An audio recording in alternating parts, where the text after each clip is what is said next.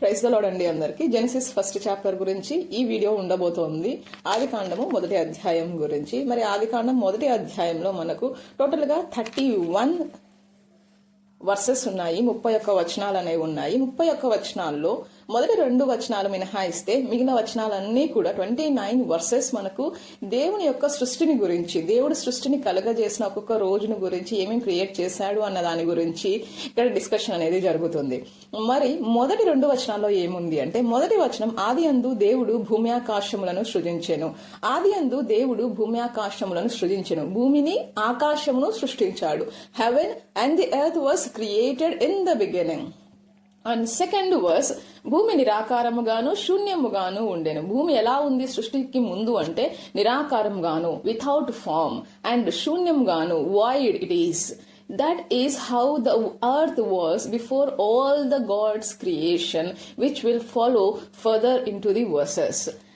And చీకటి అగాధ జలముల పైన కమ్మి ఉండెను, దేవుని ఆత్మ జలముల పైన అల్లాడుచుండెను. అంటే ఇక్కడ మనము సృష్టికి ముందే 2 ఉన్నాయి. ఒకటి చీకటి ఉంది, డార్క్నెస్ ఉంది. ఎక్కడ ఉంది అంటే జలముల పైన ఉంది. చీకటి, డార్క్నెస్ అనేది సృష్టికి ముందే ఉంది. స్పిరిట్ ఆఫ్ గాడ్, దేవుని యొక్క ఆత్మ కూడా సృష్టికి ముందే ఉంది. అండ్ వాటర్ అనేది ఉంది, జలముల పైన, అగాధ జలముల పైన ఒకటి, జలముల పైన ఒకటి. ఈ విధంగా సృష్టికి ముందు చీకటి ఉంది, దేవుని యొక్క ఆత్మ ఉంది, మరియు వాటర్ అనేది ఉన్నాయి. ఇది మనము 2వ వచనం నుంచి నేర్చుకుంటున్నాము. మరి 3వ వచనం నుంచి 5వ వచనం దాకా మొదటి రోజు దేవుడు క్రియేట్ చేసిన దాని గురించి, 6 నుంచి 8 దాకా 2వ రోజు దేవుడు క్రియేట్ చేసిన తన క్రియేషన్ గురించి, 9 నుండి 13 దాకా 3వ రోజు దేవుడు క్రియేట్ చేసిన దాని గురించి, 14 నుండి 19 దాకా 4వ రోజు క్రియేషన్ గురించి, 20 నుంచి 23 దాకా 5వ రోజు క్రియేషన్ గురించి, అండ్ చివరిది 24 నుంచి 31 దాకా 6వ రోజు క్రియేషన్ గురించి డిస్కషన్ అనేది జరుగుతుంది. మరి మొదటి రోజు క్రియేషన్ దేవుడు ఏం చేశాడు? 3 నుంచి 5 వరకు వచనాల్లో మొదటి రోజు క్రియేషన్ గురించి మనకు ఉంటుంది. మొదటి రోజు దేవుడు వెలుగును పుట్టించాడు. దేవుడు వెలుగు కమ్మని పలుకగా వెలుగు కలిగెను అని మనకు 3వ వచనంలో ఉంటుంది. వెలుగు మంచిదైనట్టు దేవుడు చూచెను, దేవుడు వెలుగును చీకటిని వేరుపరచెను. దేవుడు వెలుగునకు పగలనియు చీకటికి రాత్రి అనియు పేరు పెట్టెను. అస్తమయమును ఉదయమును కలుగగా ఒక దినమాయను. అంటే ఇక్కడ దేవుడు వెలుగు కమ్మని, లెట్ దేర్ బి లైట్ అన్నాడు. ఎక్కడైతే ఆల్రెడీ ఈ సృష్టిలో ఏదైతే చీకటి ఉందో ఆ చీకటిలో దేవుడు వెలుగును ప్రసాదిస్తున్నాడు. చీకటి యొక్క మొత్తం ఆవరించడం ఎంతైతే ఉందో దాంట్లోంచి కొంత తీసేసి వెలుగునకు దేవుడు ఇస్తున్నాడు. ఈ వెలుగు అనేది మొదటి రోజు చేశాడు. ఈ వెలుగును క్రియేట్ చేసిన తర్వాత ఆ సెపరేట్ చేసిన లైట్ అండ్ డార్క్నెస్ లో లైట్ కి దేవుడు పగలు అని పేరు పెట్టాడు, డార్క్నెస్ కి నైట్ అని డార్క్నెస్ కి నైట్ అని పేరు పెట్టాడు. ఈ విధంగా పగలు రాత్రి అన్న పేర్లు దేవుడే పెట్టడం జరిగింది. ఇదంతా మొదటి రోజు సృష్టిలో భాగంగా జరిగింది. మరి దేవుడు 2వ రోజు ఏం సృష్టి చేశాడు అంటే, మనము 2వ వచనంలో జలములను చూస్తాము. జలముల పైన కమ్మి ఉండెను, జలముల పైన దేవుని యొక్క ఆత్మ అల్లాడుచుండెను అని చూస్తాము. మరి ఆ జలముల మధ్య దేవుడు ఒక విశాలమును కలిగి ఆ జలములను ఈ జలములను వేరుపరచునుగాక అని పలికెను. అంటే మొత్తం ఉన్న వాటర్స్ అన్నిట్లోకి మధ్యన దేవుడు ఒక బ్యారియర్ అనేది క్రియేట్ చేశాడు. ఒక ఫర్మమెంట్ అనేది మనకి ఇంగ్లీష్ వర్షన్ లో అయితే ఈ విశాలమునకు ఫర్మమెంట్ అనే పేరు ఉంటుంది. ఒక ఫర్మమెంట్ అనేది దేవుడు క్రియేట్ చేశాడు. ఈ ఫర్మమెంట్ పైన ఉండే వాటర్ గాను ఫర్మమెంట్ కింద ఉండే వాటర్ గాను వాటిన్నిటిని సపరేట్ చేయడం అనేది దేవుడు జరిగింది. ఈ ఫర్మమెంట్ కి దేవుడు ఒక పేరు పెట్టాడు. అది ఏంటి అంటే హెవెన్. దాన్ని మనకు తెలుగులో అయితే ఆ విశాలము చేసి విశాలం క్రింది జలములుగా పెట్టిన తర్వాత దేవుడు ఆ విశాలమునకు ఆకాశం అని పేరు పెట్టెను. అస్తమయమును ఉదయమును కలుగగా 2వ దినమాయను అని ఉంటుంది. అంటే సెకండ్ డే దేవుడు మొదటి రోజు పగట్లు మరి రాత్రికి దేవుడు పేర్లు పెడితే 2వ రోజు ఆకాశ విశాలంలో ఆయన క్రియేట్ చేసిన ఆ ఫర్మమెంట్ కి దేవుడు హెవెన్ లేదా ఆకాశము అని పేరు పెట్టడం మనం ఇక్కడ గమనిస్తున్నాము. మరి ఈ ఫర్మమెంట్ యొక్క పని ఏంటి, ఏం చేస్తుంది అంటే, ఈ ఫర్మమెంట్ అనేది అప్పటి వరకు ఉన్న జలములను డివైడ్ చేస్తుంది. ఫర్మమెంట్ పైన వాటర్ గాను ఫర్మమెంట్ కింద ఉన్న వాటర్ గాను అది డివైడ్ చేస్తూ ఉంది. ఈ విధంగా రెండవ రోజు యొక్క సృష్టి అనేది పూర్తి చేయబడింది. మరి మొదటి రోజు సృష్టిలో దేవుడు ఏం క్రియేట్ చేశాడు అంటే వెలుగును క్రియేట్ చేశాడు. వెలుగు మూలంగా దేవుడు పగలును రాత్రికి పేర్లు పెట్టడం జరిగింది. రెండవ రోజు దేవుడు ఒక ఆకాశంలో ఒక ఫర్మమెంట్ అనేది క్రియేట్ చేయడం జరిగింది. ఆ ఫర్మమెంట్ కి దేవుడు ఈ జలముల మధ్య ఒక విశాలం అనేది క్రియేట్ చేయడం జరిగింది. ఆ విశాలంకి దేవుడు ఆకాశము లేదా హెవెన్ అని రెండవ రోజు పేరు పెట్టడం జరిగింది. మరి మూడవ రోజు దేవుడు సృష్టి ఏం చేశాడు? ఇప్పుడు జలాలు రెండు డివైడ్ అయ్యాయి కదండి. ఫర్మమెంట్ పైన ఉన్న వాటర్, ఫర్మమెంట్ కింద ఉన్న వాటర్ గా ఇది డివైడ్ అయిపోయింది. ఇప్పుడు ఈ ఫర్మమెంట్ కింద ఉన్న నీళ్లు అంటే ఆకాశంకి క్రింద ఉన్న నీళ్లు అంటే ఈ భూమి మీద ఉన్న నీళ్లు, ఈ వాటర్ అన్నిటిని దేవుడు ఏం చేస్తాడంటే ఒక్క చోటికి చేరుకోండి అని చెప్తాడు. ఈ వాటర్ అన్నిటిని ఒక ప్లేస్ కి గ్యాదర్ చేస్తాడు. Pooling all water together to one place. ఒక ప్లేస్ కి గ్యాదర్ చేసిన తర్వాత ఆరిన నేల కనిపిస్తుంది. అంటే ఇక్కడ మళ్ళీ రెండు రకాలైనటువంటి భూమి కనిపిస్తుంది. ఒకటి ఆరిన నేలగా ఉంటుంది, రెండవది నీళ్లతో ఉంటుంది. మరి ఆరిన నేలకు దేవుడు ఇక్కడ ఒక పేరు పెడుతున్నాడు. ఏంటి అంటే అర్త్, భూమి అని పేరు పెడుతున్నాడు. మరి ఈ వాటర్ అంతా పూల్ అయ్యాయి కదా ఒక చోటికి, వాటికి దేవుడు ఒక పేరు పెడుతున్నాడు. ఏంటి అంటే సీస్, సముద్రములు అని పేరు పెడుతున్నాడు. అంటే ఎర్త్ అండ్ సీస్ అన్న పేర్లు దేవుడు మూడవ రోజు పెడుతున్నాడు. ఈ వాటర్ అనేవి ఒక్క చోటికి చేరడం అనేది మనకు మూడవ రోజు చూస్తున్నాము. ఈ మూడవ రోజు దేవుడు ఈ పనితో పాటు ఇంకొక పని యాడ్ చేశాడు. ఏంటి అంటే ఈ ఆరిన నేల ఏదైతే కనపడిందో దాని మీద నుంచి వృక్ష సంపదను దేవుడు మొలిపించునుగాక భూమి అని చెప్తున్నాడు. వృక్ష సంపద అంటే గడ్డి, ఆకుకూరలు, కూరగాయలు, పండ్లు అన్ని కూడా వృక్ష సంపదలోకి యాడ్ అవుతున్నాయి. మనకు బైబిల్లో ఉన్న ఎగ్జాక్ట్ వర్డ్ ని చూస్తే దేవుడు గడ్డిని, విత్తనములిచ్చు చెట్లను, భూమి మీద తమ తమ జాతి ప్రకారం తమలో విత్తనములు గల ఫలమిచ్చు ఫలవృక్షములను భూమి మొలిపించునుగాక అని పలుకగా ఆ ప్రకారము ఆయను. దాన్ని విత్తనములు ఇచ్చేదానికి ఇంగ్లీష్ లో అయితే హర్బ్స్ అని ఉంటుంది. ఫస్ట్ గ్రాస్ అని ఉంటుంది, తర్వాత ఫ్రూట్స్ అనేవి ఇచ్చే ట్రీస్ గురించి ఉంటుంది. అంటే వృక్ష సంపదని దేవుడు ఏ రోజు క్రియేట్ చేశాడు అంటే మూడవ రోజు క్రియేట్ చేయడం జరిగింది. అంటే మూడవ రోజు రెండు పనులు జరిగాయి. ఒకటి ఏంటి అంటే దేవుడు వాటర్ అన్నిటిని ఫర్మమెంట్ కింద ఉన్న వాటర్ అన్నిటిని ఒక చోటికి చేరమని చెప్పాడు. ఆరిన నేల కనపడ్డాక ఆ ఆరిన నేల నుంచి వృక్ష సంపదను దేవుడు మొలిపించుగాక అని చెప్పాడు. ఈ ఆరిన నేలకు దేవుడు భూమి అని పేరు పెట్టాడు. ఆ ఒకచోటి కూడుకున్న నీళ్లకు దేవుడు సముద్రములు అని పేరు పెట్టడం జరిగింది. మరి ఈ విధంగా 3 రోజులు కంప్లీట్ అయ్యాయి. 4వ రోజు దేవుడు ఏం చేశాడు అంటే లైట్స్ ఇన్ ద ఫర్మమెంట్. దేవుడు పగటిని రాత్రిని వేరుపరచునట్లు హల్లెలూయా ఆకాశ విశాలమందు జ్యోతులు కలుగును గాక అనియు అవి సూచనలను కాలములను దిన సంవత్సరములను సూచించుటకై అవి ఆకాశమందు జ్యోతులై ఉండును గాక అనియు పలికేను. ఇక్కడ దేవుడు పగటిని రాత్రిని వేరుపరిచే విధంగా ఆకాశ విశాలంలో జ్యోతులను కలగజేస్తున్నాడు. ఈ జ్యోతులను కలగజేయడం అంటే ఎవరండి? పెద్ద జ్యోతి, చిన్న జ్యోతి, సూర్యుడు మరియు చంద్రుడు, అలాగే నక్షత్రములను. పగటిని ఏలుటకు పెద్ద జ్యోతిని, రాత్రిని ఏలుటకు చిన్న జ్యోతిని, నక్షత్రములను చేసెను. భూమి మీద వెలిగిచ్చుటకు పగటిని, రాత్రిని ఏలుటకు వెలుగును, చీకటిని వేరుపరచుటకును దేవుడు ఆకాశ విశాలమందు వాటిని ఉంచెను. అది మంచిదని దేవుడు చూచెను. అస్తమయమును ఉదయమును కలగగా 4వ దినమాయను. ఈ విధంగా 4వ రోజు సృష్టి అనేది ముగిసింది. 4వ రోజు దేవుడు క్రియేట్ చేసినవి sun, moon and the stars. 3rd day చేసినది గడ్డిని, వృక్ష సంపదను ఒలిపించడం భూమి నుండి. దానికి ముందు చేసినది వాటర్ అంతా ఒక చోటికి కూడుకునేలా చేసి, ఆరిన నేల కనపడేలా చేసి, ఆరిన నేలకు భూమి అని, సముద్రము వాటర్ కి సముద్రములు అని పేరు పెట్టడం. 2వ రోజు చేసింది ఏంటి అంటే ఆ జలములను 2 డివైడ్ చేస్తూ ఒక విశాలంను కలగజేయడం, ఒక ఫర్మమెంట్ ని క్రియేట్ చేసి దానికి ఆకాశం అని దేవుడు పేరు పెట్టాడు. మొదటి రోజు దేవుడు వెలుగు కమ్మని పలికెను. సో ఈ 4 days ఏమేం జరిగాయో క్లారిటీ ఉంది కదా.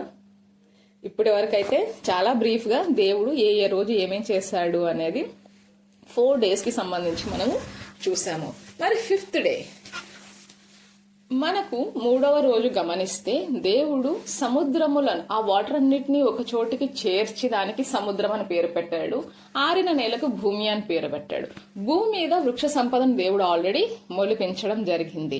మరి ఈ సముద్రంలో జలచరాలు ఉంటాయి కదా, ఈ జలచరాలను దేవుడు 5వ రోజు చేస్తున్నాడు. జలచరాలు అన్ని రకాల క్రియేచర్స్, సముద్రం పుట్టించగల అన్ని రకాల మత్స్యములు, మహామత్స్యములు, వేల్స్, ఎవ్రీథింగ్. దాంతో పాటు ఆకాశంలో విహరించే పక్షులను కూడా దేవుడు 5వ రోజే క్రియేట్ చేస్తున్నాడు. అంటే 5వ రోజు సముద్రంలోని జీవులు మరియు ఆకాశంలో ఎగిరే ఆయా జాతి ప్రకారము ప్రతి పక్షిని దేవుడు 5వ రోజు చేయడం మనం చూస్తున్నాము. అంటే ఇక్కడ 3rd డే రోజున కేవలం ఆరిన నేల నుంచి వృక్ష సంపద వస్తే, సముద్రములలోంచి జీవులు 5వ రోజు వస్తున్నాయి మరియు ఆకాశంలోని పక్షులు కూడా 5వ రోజు క్రియేషన్ అనేది కంప్లీట్ అవుతోంది. ఇక్కడ ఒక స్పెషల్ మెన్షన్ అనేది మనం గమనించవచ్చు. 22వ వచనం మీరు చూస్తే, దేవుడు మీరు ఫలించి అభివృద్ధి పొంది సముద్ర జలములో నిండి ఉండుడనియు పక్షులు భూమి మీద విస్తరించును గాక అనియు వాటిని ఆశీర్వదించను. ఇప్పటి వరకు మనము క్రియేషన్ లో 4 డేస్ చూసాము. ఈ 4 డేస్ లో ఎక్కడా కూడా దేవుడు వాటిని బ్లెస్ చేసిన విధంగా అనేది లేదు, ఫలించి అభివృద్ధి పొందమని. కానీ 5వ రోజు దేవుడు ఆ బ్లెస్సింగ్ ని బైబిల్లోని మొట్టమొదటి బుక్ లో ఫస్ట్ బ్లెస్సింగ్ అనేది ఎవరికి ఇస్తున్నాడు అంటే ఈ జలచరాలకు మరియు ఆకాశంలోని పక్షులు, అన్ని రకాల పక్షులకు బ్లెస్సింగ్ ఇస్తున్నాడు, ఫలించి అభివృద్ధి పొంది అనేది.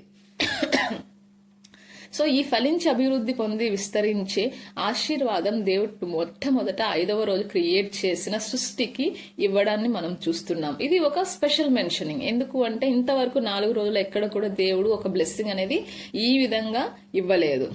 మరి చివరిది 6వ రోజు క్రియేషన్ ఏంటి అనేది చూద్దాము. 3వ రోజు మనం భూమి మీద దేవుడు వృక్ష సంపద చూసాము. సముద్రములలో జలరాశి అనేది పెరుగుదల, వాటి సృష్టి అనేది 5వ రోజు చూసాము. మరి ఇంకా మిగిలిపోయినది ఏంటి అంటే భూమి మీద జంతువులు, అన్ని రకాల జంతువులు. అంటే ఇక్కడ దేవుడు వాటి జాతి ప్రకారం జీవము గల వాటిని అనగా వాటి జాతి ప్రకారం పశువులను, పురుగులను, అడవి జంతువులను భూమి పుట్టించును గాక అని పలికెను. ఆ ప్రకారం ఆయన దేవుడు ఆయా జాతుల ప్రకారం అడవి జంతువులను, ఆయా జాతుల ప్రకారం పశువులను, ఆయా జాతుల ప్రకారం నీళ్లను, పాకు, ప్రతి పురుగును చేసెను.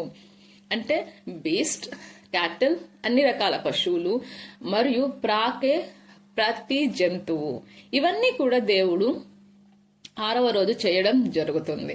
6వ రోజు ఇంకొక పని కూడా చేస్తున్నాడు. అదేంటి అంటే నరుడిని సృష్టించడం, ఒక స్త్రీని గాను పురుషుని గాను సృజించడం అనేది 6వ రోజు చూస్తున్నాం. అంటే ఒకే రోజు 2 పనులు అనేవి మనం 3వ రోజు చూస్తాము. ఆ రోజు దేవుడు ఆరిన నేల కనపడును గాక అనేసి దానికి భూమి సముద్రంలో పేరు పెట్టాక వృక్ష సంపదను భూమి నుండి మొలిపించడం. అంటే ఆ రోజు మనం 2 సార్లు దేవుడు ఆ కార్యం చేసినట్టు చూస్తే మిగిలిన అన్ని చోట్ల కూడా ఒక్కొక్కసారి ఒక సెంటెన్స్ లోనే కంప్లీట్ అవుతూ వచ్చింది.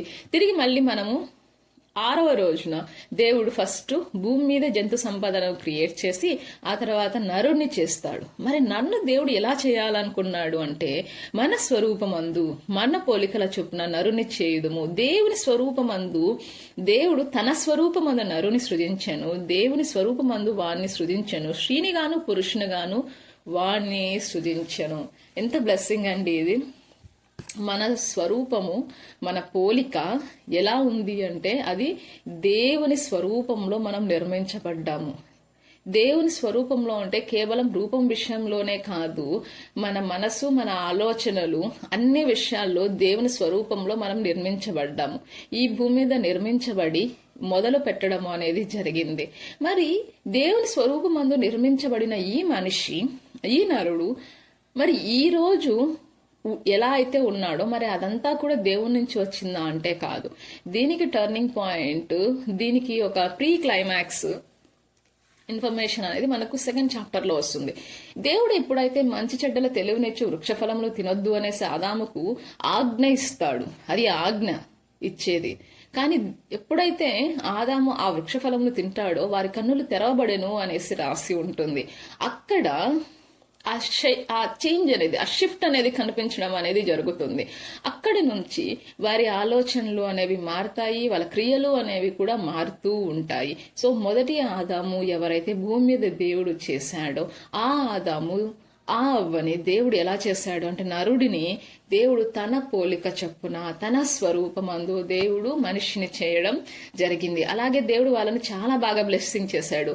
ఒక్కసారి 28వ వచనం చూస్తే, దేవుడు వారిని ఆశీర్వదించెను. ఎట్లనగా, మీరు ఫలించి అభివృద్ధి పొంది విస్తరించి భూమిని నిండించి దానిని లోపరుచుకొనుడి, సముద్రపు చేపలను ఆకాశ పక్షులను భూమి మీద ప్రాకు ప్రతి జీవిని ఏలుడి. మీరు 22వ వచనంలో మనం ఒకసారి గమనించింది గుర్తు చేసుకుంటే, అక్కడ ఫలించి అభివృద్ధి పొందండి అని మాత్రమే సముద్ర జలములోని జీవులకు గానీ ఆకాశ పక్షులకు విస్తరించండి అని మాత్రమే చెప్తాడు, మల్టిప్లై కమ్మని చెప్తాడు. కానీ ఇక్కడ మనం 28లో చూస్తుంటే దేవుడు లోపరుచుకొనుడి అంటున్నాడు. అంటే ఫలించి అభివృద్ధి పొందడమే కాదు, భూమిని లోపరుచుకొనుడి. ఆ మొత్తం ఏ అయితే జంతువులు ఉన్నాయో వాటిని ప్రతి జీవిని ఏలండి, గవర్న్ చేయండి అన్న పర్మిషన్, ఆ అథారిటీ అనేది దేవుడు మనిషికి ఇస్తున్నాడు. అంటే తన అథారిటీని, తనకు ఉన్న పవర్ లో కొంత పవర్ అనేది, కొంత అథారిటీ అనేది దేవుడు డెలిగేట్ చేస్తున్నాడు. ఎవరికి డెలిగేట్ చేస్తున్నాడు? ఇక్కడ డెలిగేషన్ అంటే పవర్ అనేది కొంత. ఇప్పుడు ఇన్ఛార్జ్ అనేవాళ్ళు, ఇప్పుడు ఒకవేళ ఒక కాలేజ్కి ప్రిన్సిపల్ ఉన్నాడు, ప్రిన్సిపల్ లీవ్లో వెళ్ళేటప్పుడు ఏం చేస్తారు అంటే ఇన్ఛార్జ్గా వేరే వాళ్ళని పెట్టడం జరుగుతుంది. అంటే వాళ్ళ అథారిటీలోంచి, వాళ్ళ యొక్క అధికారాలలో కొంత పక్కన వాళ్లకు ఇవ్వడానికి పర్మిషన్ ఇవ్వడం. అదేవిధంగా దేవుడు ఇక్కడ ఏం చేస్తున్నాడు అంటే, భూమి ఏలండి, గవర్న్ చేయండి అని అంటున్నాడు. అంటే ఆయన తన అథారిటీలో కొంచెం ఏం చేస్తున్నాడంటే మనిషికి ఇస్తున్నాడు, వాటిని ఏలడానికి పర్మిషన్ ఇస్తున్నాడు దేవుడు. అంత గొప్ప బ్లెస్సింగ్ కదా ఇది, దేవుడు మనుషులకు గవర్న్ చేయడానికి ఇవ్వడం అనేది. కానీ దాన్ని ఏ విధంగా మనం సద్వినియోగం చేసుకుంటున్నాము, ఏ విధంగా దాన్ని నిజంగా యూజ్ చేసుకుంటున్నాము అనేది రెండో ప్రశ్న అవుతుంది. ఓకే, దాని గురించి మనం మళ్ళీ డిస్కస్ చేద్దాం. ఇక్కడ ఇంకొక టర్నింగ్ పాయింట్ ఉందండి. ఒకసారి 29వ వచనం చూడండి. దేవుడు, ఇదిగో భూమి మీదనున్న విత్తనములిచ్చు ప్రతి చెట్టును, విత్తనములిచ్చు వృక్ష ఫలముల గల ప్రతి వృక్షమును మీకిచ్చి ఉన్నాను, అవి మీకు ఆహారమగును. విత్తనములిచ్చు ప్రతి చెట్టు, వృక్ష ఫలములు అంటే ఆకుకూరలు, కూరగాయలు, పండ్లు, వీటిని తినమని దేవుడు మీకు ఇస్తున్నాను అని మొదటి అధ్యాయం 29వ వచనంలో చెప్తున్నాడు. And this we should note this. ఇక్కడ దేవుడు ఓన్లీ వెజిటేరియన్ ఫుడ్ కోసం మాత్రమే మనిషికి పర్మిషన్ ఇచ్చాడు, అంతే కదండి. ఓన్లీ ఫ్రూట్స్ తినండి, వెజిటబుల్స్ తినండి, లీవ్స్ తినొచ్చు అంటే దాని అర్థం ఏంటి అంటే ఓన్లీ వెజిటేరియన్ ఫుడ్ కి మాత్రమే దేవుడు ఇంతవరకు మనిషికి పర్మిషన్ అనేది ఇచ్చాడు. అది మనకు 29th verse లో ఉంది. మరి మనము నాన్ వెజిటేరియన్ కదా, నాన్ వెజిటేరియన్స్ ఎందుకు తింటున్నాం? దేవుడు మరి ఈ నాన్ వెజ్ తినడానికి మనిషికి పర్మిషన్ ఇచ్చాడా? మరి బైబిల్లో ఈ నాన్ వెజ్ తినొచ్చు అనేసి మెన్షన్ చేసి ఉందా? ఒకవేళ మీకు ఎవరికైనా తెలిసి ఉంటే రెఫరెన్స్ నెంబర్ కావచ్చు, లేకపోతే ఏ సందర్భంలో దేవుడు దాన్ని కూడా తినడానికి నరులకు పర్మిషన్ ఇచ్చాడు అనేది మీరు కామెంట్ సెక్షన్ లో దానికి ఇన్ఫర్మేషన్ అనేది కామెంట్ చేయండి. దేవుడు ఇస్తాడు, దానికి కూడా పర్మిషన్ ఇస్తాడు, బట్ నాట్ నౌ. కొంత టైం తర్వాత దానికి కూడా పర్మిషన్ అనేది దేవుడు ఇవ్వడం జరుగుతుంది, ఆ బ్లెస్సింగ్ అనేది దేవుడు ఇవ్వడం జరుగుతుంది, but not for this chapter only దేవుడు మనకు వెజిటేరియన్ కి మాత్రమే పర్మిషన్ ఇస్తున్నాడు. అండ్ కంటిన్యూషన్ వర్సెస్, భూమి మీద నుండి జంతువులన్నిటికీ, ఆకాశ పక్షులన్నింటికి, భూమి మీద ప్రాకు సమస్త జీవులకు, పచ్చని చెట్లన్నీ ఆహారమగును. అంటే పక్షులకు, జంతువులకు, ప్రాకే జీవులకు, వీటన్నిటికీ ఫుడ్ ఏంటి అంటే పచ్చని చెట్లు, అవి వాటికి ఆహారం అవుతాయి. దేవుడు తాను చేసినది యావత్తూ చూచినప్పుడు అది చాలా మంచిదిగా ఉండెను. మనం ఈ మంచిది అనే వర్డ్ మీరు గమనిస్తే ఆల్మోస్ట్ మనకు ప్రతిరోజు వస్తుంది. వెలుగు మంచిదైనట్టు దేవుడు చూచెను అని 4వ వచనంలో వస్తుంది. అలాగే 2వ రోజు ఆ పదం లేదు, బట్ 3వ రోజు వచ్చేసి 10వ వచనంలో మంచిది అని వస్తుంది. అది మంచిదని దేవుడు చూచెను అని వస్తుంది. 4వ రోజుకు సంబంధించి 18లో అది మంచిదని దేవుడు చూచెను అని మళ్ళీ వస్తుంది. మరి 5వ రోజుకు సంబంధించిన క్రియేషన్ కి 21st verse లో అది మంచిదని దేవుడు చూచెను అని మళ్ళీ ఉంది. బట్ ఇక్కడ చాలా మంచిది. మనిషిని చేసిన తర్వాత తన సృష్టి మొత్తాన్ని, అంటే మొదటి రోజు వెలుగు, రెండవ రోజు ఆకాశం, మూడవ రోజు సముద్రములు, భూమిలోంచి పుట్టుకొచ్చిన వృక్ష సంపద, నాలుగవ రోజు చేసిన ఆకాశంలోని సూర్యచంద్ర నక్షత్రములు, ఐదవ రోజు చేసిన సముద్రంలోని జలరాశులు, దాంతోపాటు ఆకాశంలోని పక్షులు, ఆరవ రోజు చేసిన భూమి మీదటి జంతువులు మరియు నరుడు.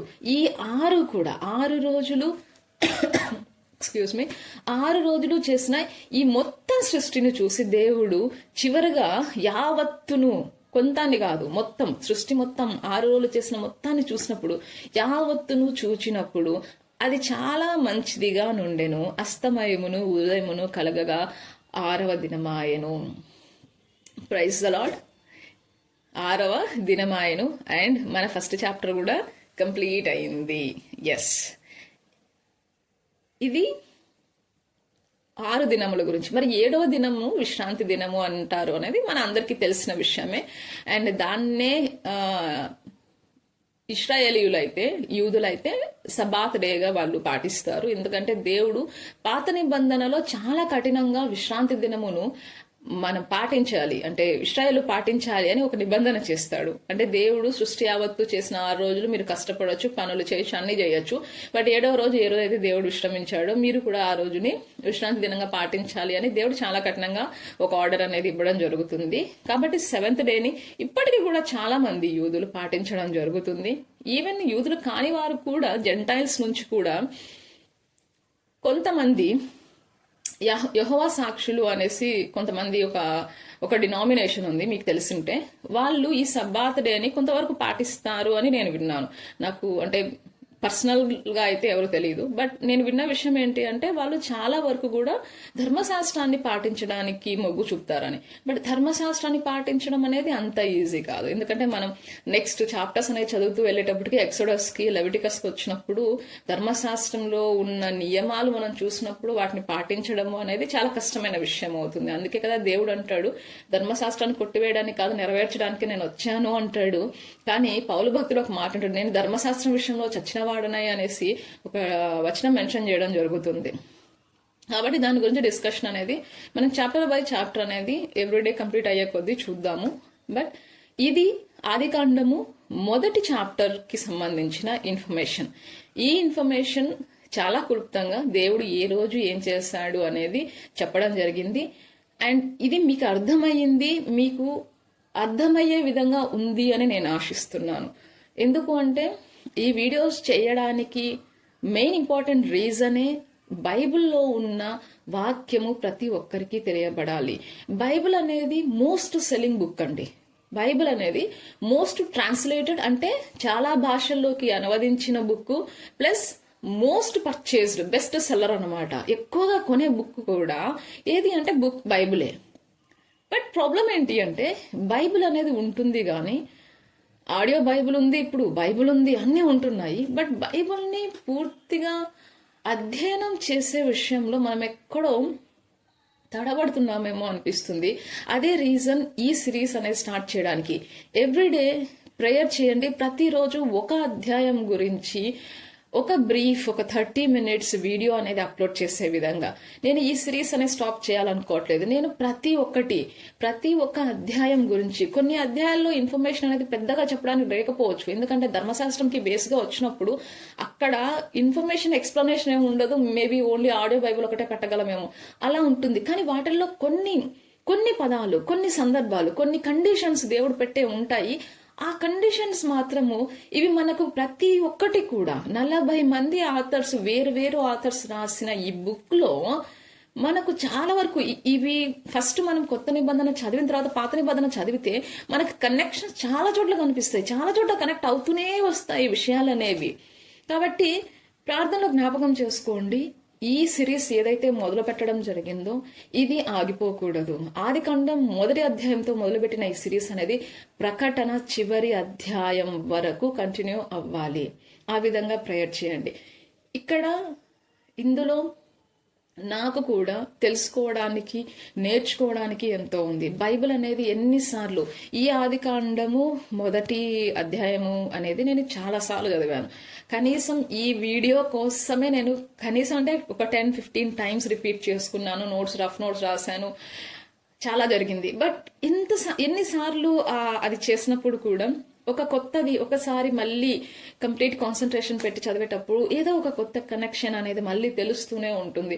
కాబట్టి నా కోసం ప్రార్థన చేయండి. ఎప్పుడైతే నేను ఈ వీడియోస్ చేస్తున్నానో అంతకుముందు నేను ప్రిపరేషన్ అనేది నేను మళ్ళీ ఆ అధ్యాయాలు చదివి నేర్చుకోవడానికి ప్రయత్నం చేస్తున్నానో అప్పుడు నాకు తెలివిని జ్ఞానమును ఇచ్చే విధంగా దేవుడు నాతో ఏం మాట్లాడించాలనుకుంటున్నాడో అది నాకు తెలిపే విధంగా నేను ఆ మాటలు మాట్లాడి ఆయన ఏదైతే తెలియజెప్పాలి తన ప్రజలకు అనుకుంటున్నాడో అది మాత్రమే నా నోటి నుంచి వచ్చే విధంగా మరి మీ ప్రార్థనలో నన్ను జ్ఞాపకం చేసుకోవాలని అడుగుతున్నాను. ఇంతకుముందు కూడా ఫస్ట్ వీడియోలో కూడా చెప్పాను. ప్లీజ్ మీ ప్రేయర్స్లో నా ఈ ప్రయత్నాన్ని ఖచ్చితంగా గుర్తు చేసుకోండి. నాకు తెలివిని జ్ఞానమును వచ్చే విధంగా ఏం చెప్పాలి ఏం చెప్పకూడదు ఎలాంటివి చెప్పాలి ఇలాంటిది కాదు. బైబిల్లో ఉన్నది ఏంటి, బైబిల్లో ఉన్నది ఉన్నట్లుగా అర్థం చేసుకోవడానికి అనలైజ్ చేసుకోవడానికి దేవుడు ఏ విధంగా అయితే దాన్ని మనకి ఇచ్చాడో ఆ విధంగా దాన్ని చెప్పడానికి నాకు ధైర్యాన్ని తెలివిని జ్ఞానాన్ని కూడా ఆ దేవదేవుడే ఇచ్చే విధంగా మీరు ప్రార్థనలో నన్ను జ్ఞాపకం చేసుకోండి. అదేవిధంగా ఎవ్రీడే బైబిల్ రీడింగ్ సంబంధించి లైవ్ అనేది పెట్టాలనుకుంటున్నాను. బట్ దాన్ని ఎలా క్యారీ అవుట్ చేయాలో నాకు అర్థం కావట్లేదు. ఎందుకు అంటే యాక్చువల్గా నేను ఎక్సడస్ ఎండింగ్లో ఉన్నాను బైబిల్ రీడింగ్లో. బట్ స్టార్ట్ చేస్తే ఫస్ట్ నుంచి స్టార్ట్ చేయాలా, జెనసిస్ నుంచి అక్కడ నుంచి స్టార్ట్ చేయాలా అని అర్థం కావట్లేదు. And there is some discrepancies from my side. I just hope it will all sort out. And yes, that's it. ఇది ఆదికాండం మొదటి చాప్టర్కి సంబంధించి కంప్లీట్ ఇన్ఫర్మేషన్ అనేది. అండ్ ఐ హోప్ మీ అందరికీ ఇది అర్థమవుతుంది అనేసి. ఇంకా ఏదైనా మార్చాలి ఏ విధంగా అయినా సరే ఒక మార్పుతో అనేది ఈ వీడియోస్ అనేది చేయాలి అనేసి మీ దగ్గర ఏదైనా సజెషన్స్ ఉంటే వాటిని కామెంట్స్ రూపంలో తప్పకుండా చెప్పండి. ఈ ఇన్ఫర్మేషన్ యూజ్ అవుతుంది అనుకుంటే, ఈ ఇన్ఫర్మేషన్ బాగుంది యూజ్ అవుతుంది షేర్ చెయ్యగలిగిన ఇన్ఫర్మేషన్ ఇది అనుకుంటే మీ సర్కిల్లో ఎవరికైతే అవసరం ఉంటుంది వాళ్ళకు ఉపయోగపడుతుంది అనుకుంటారో వాళ్ళకి ఇవి షేర్ చేయండి. And thank you so much. And before we are leaving, let's pray. Prayer. Heavenly Father, thank you for the blessing of another day in my life. Thank you for all the blessings all my life you showered upon me. Oh Lord, thank you for giving me this chance to praise you, my Lord.